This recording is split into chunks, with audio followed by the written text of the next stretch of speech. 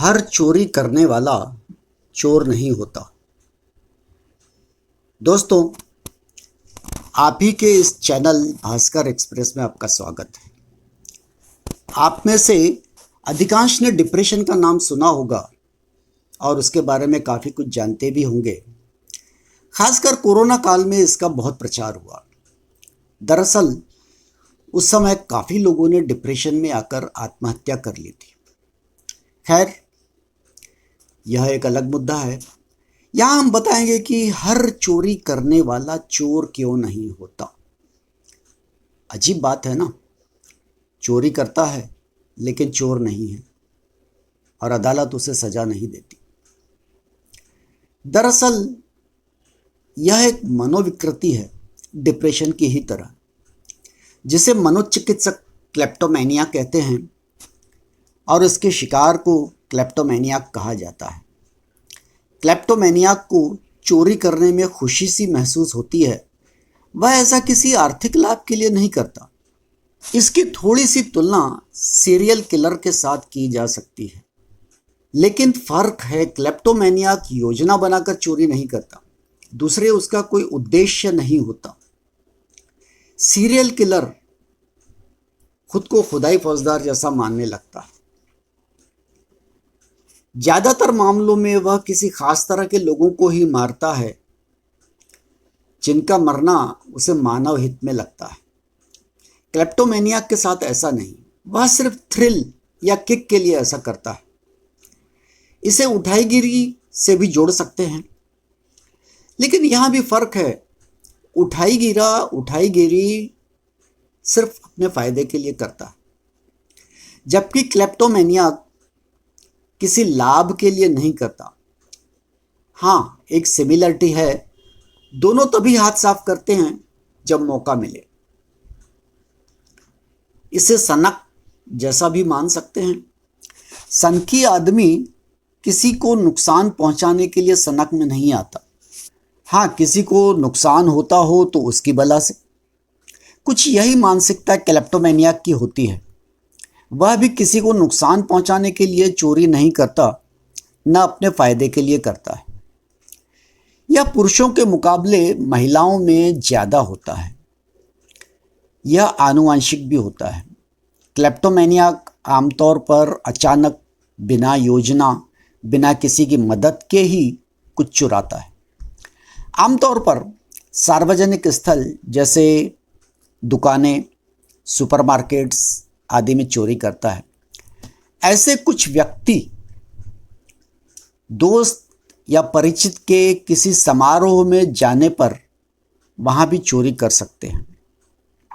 दोस्तों, वीडियो पसंद आ रहा हो तो लाइक शेयर करें, कमेंट कर बताएं कि कैसा लगा, और अभी तक सब्सक्राइब न किया हो तो कर लें।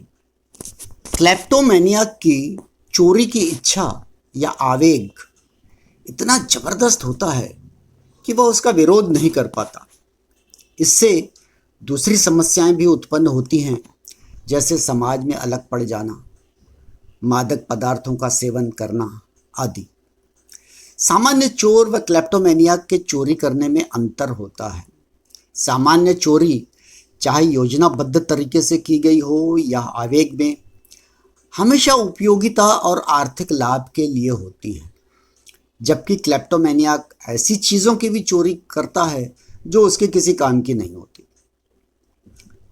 यह बीमारी किसी भी आयु में हो सकती है, बचपन, जवानी और कभी कभी उम्रदराज व्यक्तियों में भी।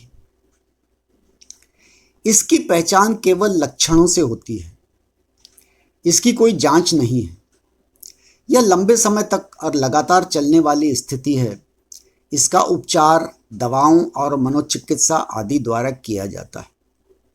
अभी तक इसका मानक या एकदम सही उपचार नहीं मिल पाया है। शोधकर्ता अभी भी उचित व प्रभावशाली उपचार ढूंढ रहे हैं। संभावित इलाज, इसमें व्यवहार परिवर्तन चिकित्सा तथा मनोविज्ञान चिकित्सा शामिल है। इसमें सेरोटोनिन युक्त दवाएं जो अवसादग्रस्त व्यक्तियों को दी जाती है का इस्तेमाल किया जाता है।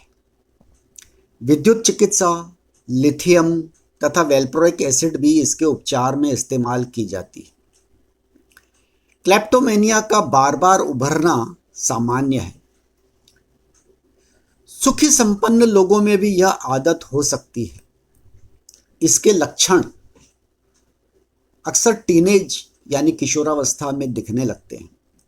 कई फिल्म स्टार भी इसका शिकार रहे हैं। महमूद, नरगिस, रणधीर कपूर, सोनम कपूर आदि कई और Hollywood star Winona Ryder, Lindsay Lohan, Megan Fox के चोरी करने पर मैंने एक वीडियो बनाई है। इसका लिंक डिस्क्रिप्शन बॉक्स में देखें। इस डिसऑर्डर से ग्रसित लोग किसी का पर्स, पैसे नहीं चुराते या किसी के घर जाकर चोरी नहीं करते। वैज्ञानिकों का मानना है कि भावनाएं और व्यवहार नियंत्रित करने वाले सेरोटोनिन और डोपामाइन जैसे न्यूरोट्रांसमीटर्स की कमी के कारण व्यक्ति को यह समस्या हो सकती है। किसी व्यक्ति में पहले से borderline personality, obsessive compulsive disorder, bipolar disorder और एंजाइटी के लक्षण मौजूद हों तो उसमें क्लेप्टोमेनिया होने की आशंका बढ़ जाती है। इसका शिकार आमतौर पर ऐसी वस्तु चुराने का प्रयास करता है जिसे वह आसानी से खरीद सकता है या जिसका मूल्य बहुत कम होता है, लेकिन जब तक उस वस्तु को चुरा नहीं लेता वह तब तक परेशान रहता है। कई बार ऐसी समस्या होने पर उसे ऑब्सेसिव कंपल्सिव डिसऑर्डर यानी ओसीडी मान लिया जाता है। लेकिन रिपोर्ट्स के अनुसार ओसीडी और क्लेप्टोमेनिया में काफ़ी अंतर देखा गया है। केवल 2.2% से 5.9% तक क्लेप्टोमेनिया को ही ओसीडी से ग्रस्त पाया गया है। क्लेप्टोमेनिया अन्य मानसिक विकारों, विशेष रूप से mood swing, anxiety, eating disorder और शराब और मादक द्रव्यों के सेवन से जुड़ा हो सकता है। चोरी की घटना को ईटिंग डिसऑर्डर, विशेष रूप से बुलिमिया नर्वोसा के साथ गंभीरता के संकेत के रूप में लिया जाता है। अवसाद और क्लेप्टोमेनिया के बीच संभावित संबंध 1911 में ही मान लिया गया था। मूड डिसऑर्डर क्लेप्टोमेनिया के पहले या उसके साथ हो सकता है। बढ़े हुए मामलों में डिप्रेशन के परिणाम स्वरूप खुद को नुकसान हो सकता है, जो आत्महत्या में भी परिणत हो सकता है। कुछ लोगों को चोरी करने के बाद अवसाद या उन्मत्तता में राहत पाने की बात सामने आई है। कुछ का मानना है चूंकि क्लेप्टोमेनिया बाध्यकारी और आवेगी विकारों से जुड़ा है, इसलिए इसे जुनूनी बाध्यकारी पैथोलॉजिकल जुआ खरीदारी, पायरोमेनिया, नाखून चबाना, ट्रिकोटिलोमेनिया भी जोड़ा जाए। क्लेप्टोमेनिया के करीबी रिश्तेदारों में जुनूनी बाध्यकारी विकार, ओसीडी के असामान्य मामले भी देखे गए।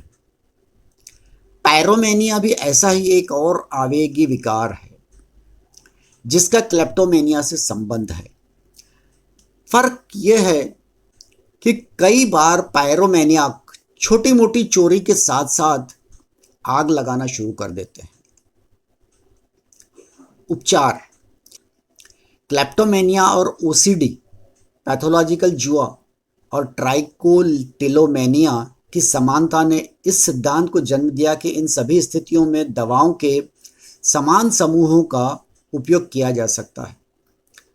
नतीजतन चयनात्मक सेरोटोनिन रीअपटेक इनहिबिटर SSRI समूह का प्राथमिक उपयोग, जो एंटी डिप्रेसेंट है, क्लेप्टोमेनिया और अन्य आवेग नियंत्रण विकारों जैसे कि बिंज ईटिंग और ओसीडी में इस्तेमाल किया जाता है। इलेक्ट्रोकंवल्सिव थेरेपी ECT, लिथियम और वेलप्रोइक एसिड, सोडियम वेलप्रोइक का भी उपयोग किया गया है। सबसे अधिक इस्तेमाल की जाने वाली दवा नाल्ट्रेक्सोन है। हालांकि इसकी जानकारी 19वीं सदी में ही हो गई थी, लेकिन तब इसे सजा से बचने के लिए बचाव पक्ष के वकीलों की चालबाजी माना जाता था। हाँ, अब अदालतें इसे मनोरोग मानने लगी हैं और ऐसे चोरों को सजा नहीं देती। इति शुभम।